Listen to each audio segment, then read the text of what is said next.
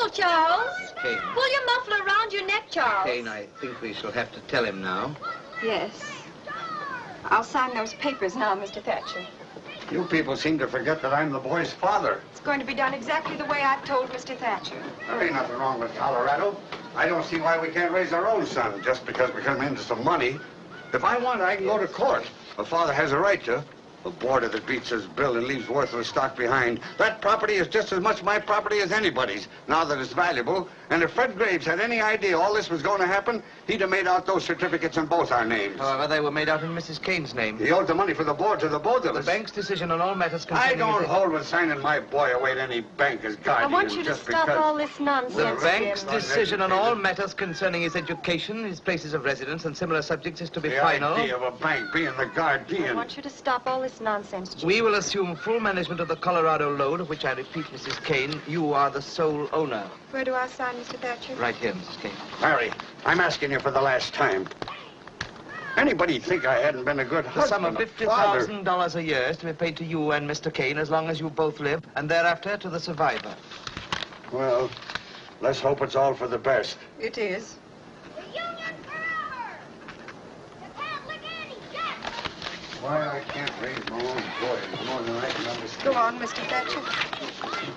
Everything else, the principal as well as all monies earned, is to be administered by the bank in trust for your son, Charles Foster Kane, until he reaches his 25th birthday, at which time he is to come into complete possession. Charles! Go on, Mr. Thatcher. Well, it's almost 5, Mrs. Kane. Don't you think I'd better meet the boy? I've got his trunk all packed. I've had it packed for a week now. I've arranged for a tutor to meet us in Chicago. I brought him here with me, but...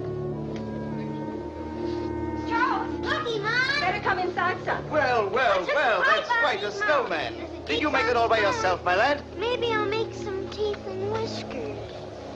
This is Mr. Thatcher, Charles. Oh. How do you do, Charles? He comes from the east. Wow. Hello, Charlie. Charles! Yes, Mommy? Mr. Thatcher's going to take you on a trip with him tonight. You'll be leaving on number 10. That's the train with all the lights on it.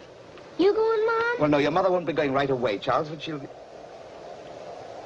Where am I going? You're going to see Chicago and New York and Washington, maybe. Ain't he, Mr. Thatcher? He certainly is. I wish I were a little boy going on a trip like that for the first time.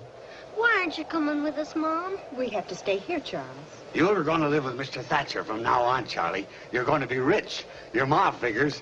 Well, that is, me and her decided this ain't the place for you to grow up in. You'll probably be the richest man in America someday, and you ought to won't get be an lonely, education. Charles. Lonely, of course not. Why, we're going to have some fine times together. Really we are, Charles. Now, shall we shake hands? Oh, come. I'm not as frightening as all that, am I? Now, what do you say? Let's shake. Why, Charles! Oh, Charles, you almost hurt me. What's Charles, that? Charlie! What's that to slay with?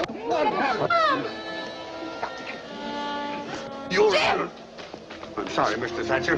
What that kid needs is a good thrashing. That's what you think, is it, Jim? Yes. That's why he's going to be brought up where you can't get at him.